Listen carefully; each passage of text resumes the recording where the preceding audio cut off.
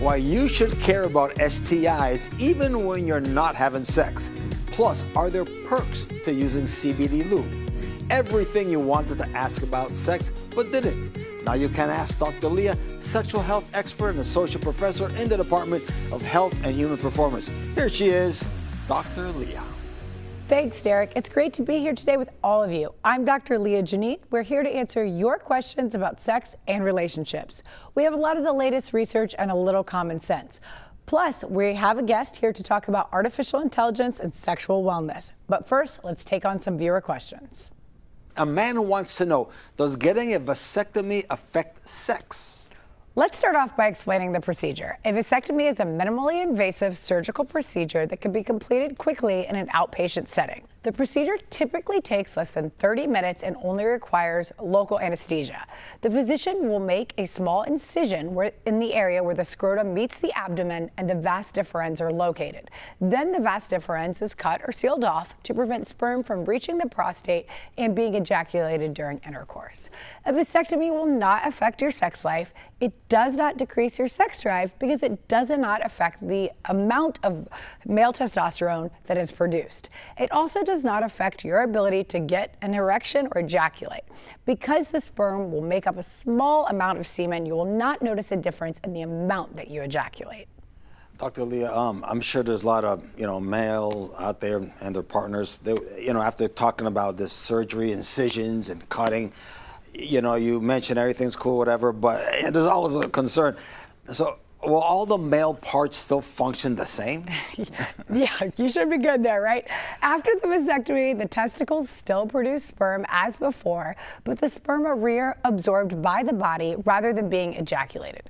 The man's ability to have an erection and reach orgasm should not be impacted, although any side effects or changes in sexual function should definitely be discussed with a physician. Okay, so Dr. Leah, please correct me if I'm wrong, but I'm going to assume if a vasectomy has no effect on someone's sex life, a reversal wouldn't either?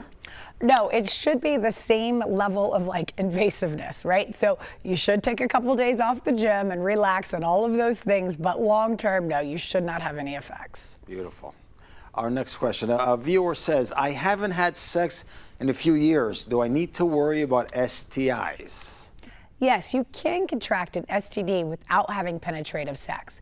Many non-penetrative sex acts are worth exploring from a pleasure perspective, but many engage in these acts under the assumption that STIs can only be transmitted through penetration. Depending on what the STI is and where it is located, an STI could be transmitted during any sexual activity that involves a penis, vagina, saliva, or any other bodily fluids. Dr. Lee, I know a lot of couples or people take sex toys into their lovemaking routine. Can sex toys transmit diseases?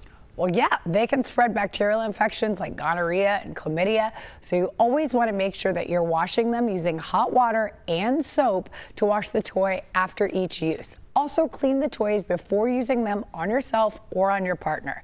STDs are usually spread when you use them for oral, anal, or vaginal sex without properly cleaning them. If you use a shared sex toy, make sure to wash it well before use. A woman wants to know, we just had our second kid and want to wait a year or two for the next. Is it okay to go on birth control or will it mess up my fertility? Generally, the answer is no, it will not mess up your fertility. While birth control can prevent pregnancy while you're on it, most forms of birth control don't harm your future fertility. It's important to know, however, that if you've had irregular periods before you started birth control, those irregular cycles can return once you stop birth control. Birth control pills are the most common form of contraception. Depending on the type of birth control pills prescribed, they can work to prevent pregnancy by impacting ovulation, causing hormone changes to your uterine lining or cervix, or preventing the sperm from fertilizing the egg. Okay, what are the other choices besides birth control pills does this mother have? Well, there's birth control patches and rings, and they work similarly to the pill, and your cycle should return soon after the removal. Contraceptive implants use a small, flexible rod implanted in the upper arm to release progestin, which is just a synthetic form of the hormone progesterone, which is slowly released into the body. The hormones cause the cervical mucus to thicken and thin the endometrial lining. Fertility returns within a few weeks to a month after removing the implant. You know, I've kind of heard that there's a shot. Is there a shot for this? Yep, Depo-Provera, also known as the birth control shot or the Depo shot, is given by injection every 3 months and works by suppressing ovulation and thickening the cervical mucus. Generally, most women will stop having regular periods when they're on Depo-Provera. Once you've stopped taking Depo shots, though, it can take us several months to a year before menstrual cycle returns and you're able to conceive naturally. But it doesn't impact your long-term fertility. So is it a morning pill that they call it? The morning after pill. The morning after pill is meant typically for people who are not on birth control, and so it is just in order to prevent pregnancy. And I want to clarify that it is very separate from the abortion pill, which is taken far, far later. So the morning after pill is not an abortion pill because it is just preventing the fertilized egg from being able to implant. Okay, and the Depo-Provera is for do it beforehand. And yeah, it's preventing it even from getting fertilized. Got it. Okay. And hopefully. And what other methods are there? Well, IUDs are highly effective and a relatively safe form of birth control. Hormonal IUDs release progestin, which impacts ovulation and fertilization, and many women will also stop having their periods. Copper IUDs like Paragard contain no hormones and work by creating an inhospitable environment in the uterus, preventing fertilization and implantation from taking place.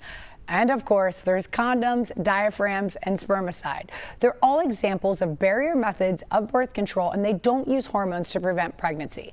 Instead, they physically block the sperm from reaching the egg.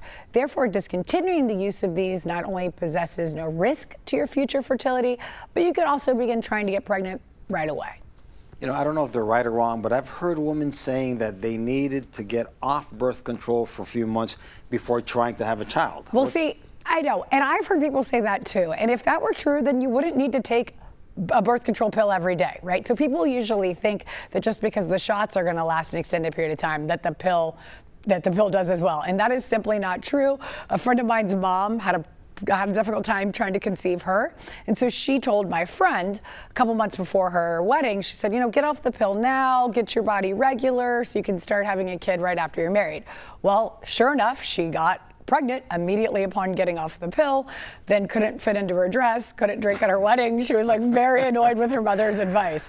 So if you're on the pill, there's a reason why you take it every day. Got it. Well, Dr. Leah has spoken. So. Yeah. Still to come on Sex Talk. Building sexual confidence. Artificial intelligence and sex. Sustainable sex products.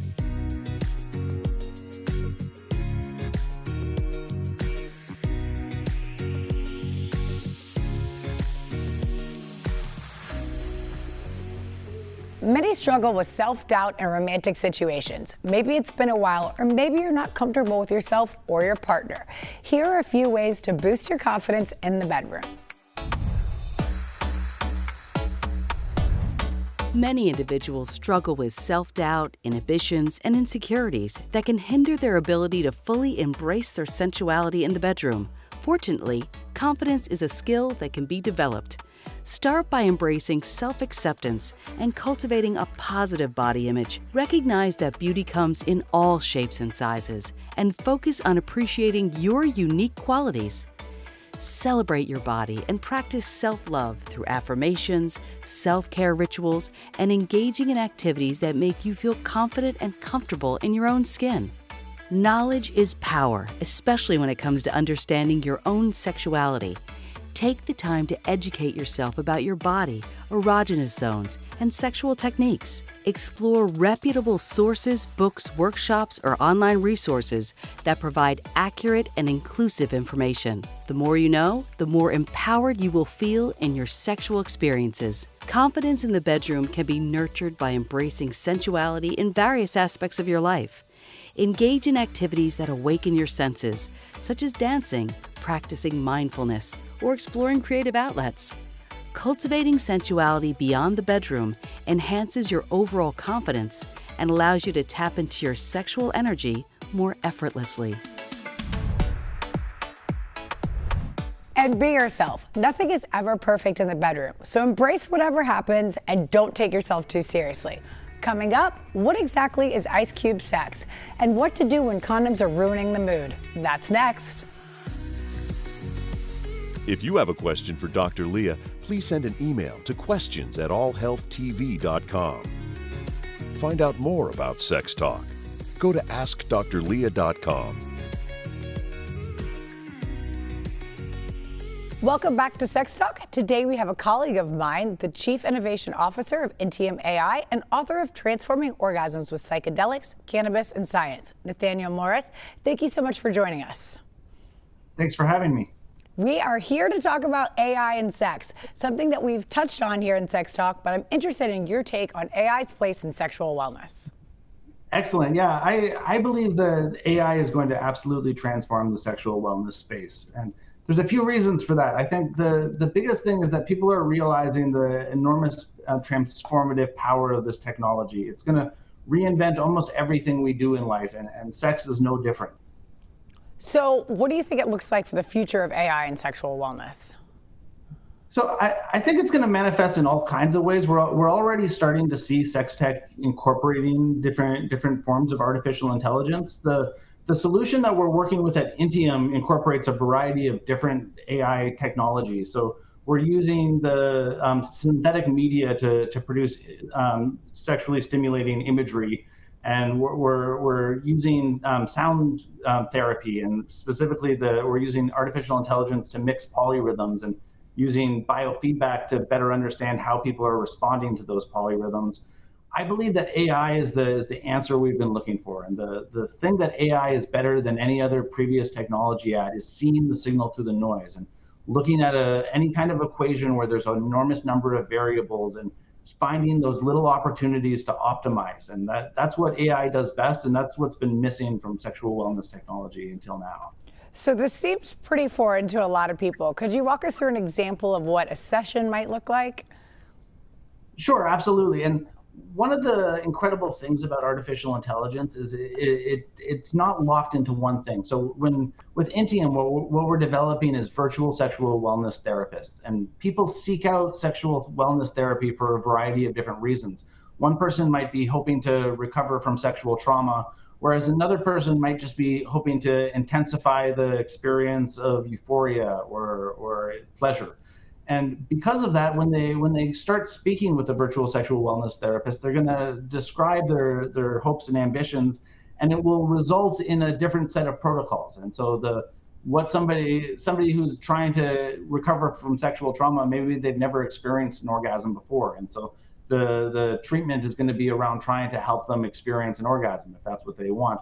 Whereas somebody else who maybe experiences orgasms regularly might specifically be trying to experience different rhythmic orgasm patterns. And one of the beautiful things about these technologies is because we're using biometric sensors, we're able to understand the physiology of sexual climax in ways that you just can't without these technologies. And an example that I like to give is the experience of an orgasm itself is a rhythmic phenomenon. And people we experience it as these rhythmic contractions on the pelvic floor, but everybody has their own different orgasm pattern, and those orgasm patterns dramatically affect the experience. And substances like cannabis and psychedelics and even some types of music therapy can actually change the physiological experience of an orgasm by altering those orgasm patterns. And artificial intelligence can game out that process and figure out how to optimize the different types of rhythmic stimuli and visual stimuli and audio stimuli to give people the experiences they're hoping for.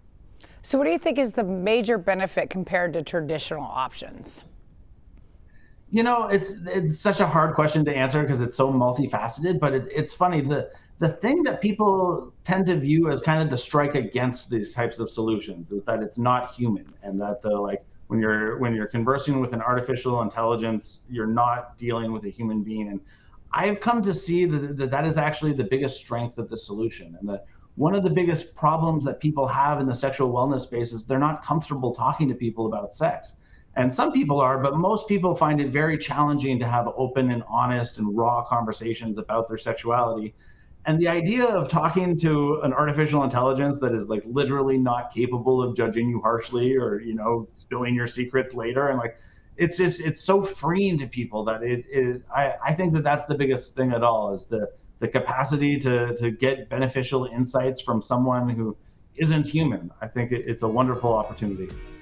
That's amazing. Thank you very much. We'll be right back with more Sex Talk. Still ahead on Sex Talk. Using ice cubes during foreplay. Thyroid issues and sexual function. Benefits of using CBD lubrication. Sustainable sex products. Sex drives in the golden years.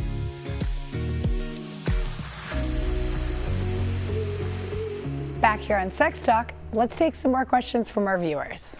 Dr. Lee, I'm really looking forward to your response on this question. A viewer says, I saw a show that included ice cube sex. Does that really work or feel good? Man, that gives me chills. Well, there is a technique called temperature play. Using hot or cold sensations to stimulate the neuroreceptors under your skin can add a little kink to your sex life. Stimulating nerve endings and foreplay builds anticipation and excitement. So how does it work? You want to send? We can send in a cup of ice to the studio if you. I have no demos here. All Okay. right? No, but that is true. All you need are a couple of ice cubes to get the fun started. To tease your partner, take several ice cubes out of the freezer and set them in a bowl. Then slowly draw one along your partner's skin. When your partner starts to feel the super cold temperatures, it'll cause nerves to perk up and anticipate the sensations to come. If you really want to drive your partner wild, avoid the erogenous zones like nipples or inner thighs until the very last minute. As you build up the arousal, your partner's body will start to heat up and those sensitive areas will feel even more sensitive when you eventually touch them with ice. Got it. And do men also find this enjoyable, or is it typically just for women? It depends on the man. So, you can't say any one sexual technique all men or all women find enjoyable. But, I would definitely give a warning, though. Like, otherwise you're going to just be jumping from all the cold. Because for men, is it safe? Could it be frostbite or maybe nerve damage or something? Yeah, a word of caution, don't place anything frozen directly onto the genitals. Remember that guy, Ralphie, that guy from the Christmas Story? He got his tongue stuck to the pole. Don't let that happen to your partner. Can using ice prolong your ability to withhold an orgasm? Ice can also prolong your ability to withhold an orgasm, leading to a heightened state of sexual arousal. If you feel yourself nearing climax too soon, ask your partner to slow down with an ice cube, either in the mouth or along your body, to delay their orgasm a little longer. A man says, I've been having sex troubles and was recently diagnosed with hypothyroidism. Can I manage my low libido with this condition? Yeah, so the thyroid is a butterfly-shaped gland in your neck that controls the way each cell in your body uses energy. When it's not functioning properly, the effects can be noticeable in the bedroom. Sexual desire and function can take a hit when you've got thyroid problems, particularly hypothyroidism and hyperthyroidism. Here are a few ways that thyroid issues can make their way into the bedroom. First of all, thyroid disease can lower vaginal lubrication, which makes sex uncomfortable, painful, or unsatisfying. Also, when you've got a thyroid disorder, you might have low testosterone. This also can lower your libido. While testosterone is always thought of a man's hormone, women also produce it. And it's responsible for varying degrees of sex drive in both men and women. Okay, so I'm guessing hypothyroidism is another one of those issues.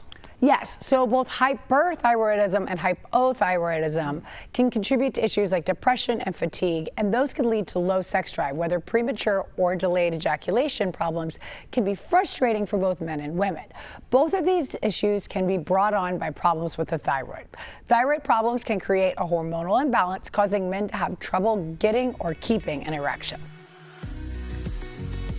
If you have a question for Dr. Leah, please send an email to questions@allhealthtv.com. Find out more about Sex Talk. Go to askdrleah.com. Who says sex isn't sustainable? There are several eco-friendly sex products. As we become more conscious of our impact on the environment, it's only natural to extend our sustainability efforts to all aspects of our lives, including the bedroom. One way is to swap out conventional lubricants for organic, plant-based alternatives. These eco-friendly lubricants are made from natural ingredients, avoiding harmful chemicals and synthetic additives. Look for products that use organic and sustainably sourced ingredients, such as aloe vera, coconut oil, or hemp seed oil. Traditional condoms are often made from latex, a material that takes a significant amount of time to decompose. Opt for biodegradable condoms instead, which are made from natural rubber and break down more easily after disposal. When it comes to sex toys, seek out brands that prioritize sustainability in their manufacturing processes. Look for products made from body-safe materials like medical-grade silicone or non-toxic phthalate-free plastics, or consider more eco-friendly products like a rechargeable vibrator. You can also use mild biodegradable soaps or specialized toy cleaners that are free from harsh chemicals. Avoid antibacterial agents that can harm ecosystems when disposed of down the drain. These are just a few of the many ways you can take small steps to prioritize sustainability. Also, consider the packaging of your products. Some may be more sustainable than others. And of course, recycle when you can. Now let's take on some more questions. A viewer asks, what's the benefit of using a CBD lube? Well, CBD lube works by increasing blood flow to the genital area, which may enhance sexual sensitivity, arousal, and pleasure. Additionally, CBD has been shown to have anti-inflammatory and relaxing effects, which can reduce discomfort in painful sex. It can also reduce tension during sex. It's important to note that the research here is really lacking. But enthusiasm in CBD and sexual wellness is not. The fading stigma attached to the sexual experimentation is a key factor in boosting the market growth. Okay, so what's the difference between cannabis and CBD? Well, cannabis and CBD lubricants are different, and it's important to understand their distinctions in order to properly manage your expectations when experimenting with either. Cannabis lube usually contains a mix of THC, CBD, and other compounds present in cannabis. CBD lube, on the other hand, typically does not contain THC and is derived from hemp. Dr. Lee, a woman says, I'm afraid of getting pregnant or an STI, but condoms feel so uncomfortable. Are there any good options? Like flossing your teeth, using condoms is one of those things that's necessary but not always enjoyable. As we all learned back in sex ed, when used properly, a condom can protect you from STIs more effectively than any other method. I saw a study which essentially said that not many people are using them. They spoke to 25 women aged 18 to 24, and only 2 of them said that using condoms was consistently important. I don't understand that. That's crazy. I mean, it's not just to prevent STIs, but also, birth and getting pregnant. Isn't that surprising? I mean, is that age demographic only, or is it just everybody? So that was just that age demographic, which statistically is a little more reckless. But I will say that everyone I know that contracted a permanent STI actually got it through a relationship and not a one-night stand, which is, contradictory to what most people would think. Most people would think someone who's more promiscuous would be more likely. But I think it's just easier when you are having a one-night stand or someone that you're casual with to incorporate a condom. But if it's someone that, you used to date, you broke up for a while, you get back together, typically people then aren't bringing back condoms. Or if it's someone that you've been with for an extended period of time and it's not exclusive or things like that. But those are the instances that you've got to be most cautious with. Got it. Do you know if they interviewed men for this, or? In this particular study, it was just women. Just women, okay. So what can they do to make it more enjoyable for them to use condoms? Well, even though condoms do have some lubrication on them, I advocate for adding more to reduce friction, which can enhance physical sensations. You may still want to use a silicone-based formula, which is thicker and longer lasting than water-based varieties. Steer clear of lubes that are containing oil because they can cause latex to deteriorate. Apply 1 to 3 drops, focusing on the head of the penis, and then this is the first point of entry. And then the thrusting motion of sex has a suction-like effect that kind of disperses the lube all around. Okay, do textured condoms help both men and women feel more pleasure? Well, it depends on the person, but there's something for everyone. They've got ribbed, thin, flavored, glow-in-the-dark condoms. A man says, I'm 80 and my sex drive is very high. Good for him. Is this normal for my age? I can't find any women as interested in sex. Well, research suggests that most men stop having sex around 75 to 85 years of age. So good for you that you keep wanting it and you're not alone. A large-scale survey found that almost 40% of men in that same age range, 75 to 85, remain sexually active. It also noted that over 70% of sexually active men reported they had a good quality sex life. Are women just as active in their 80s? Please say yes. Well, there is a new report that looked at 7,000 women over 50 and found that difficulties in becoming aroused steadily increased in women aged 50 to 79. But interestingly, these difficulties fall after the age of 80 and even fall below the levels seen in that 60 to 69-year-old age group. It was also found that women over 80 are more likely to share the sexual likes of their partners. They feel more emotionally close to them and don't feel obligated to have sex with them. Well, Derek, that's all the time we have for today, but you can still send in your questions. I'm Dr. Leah Janine, and we will see you next time when we answer the questions you've always wanted to ask on Sex Talk.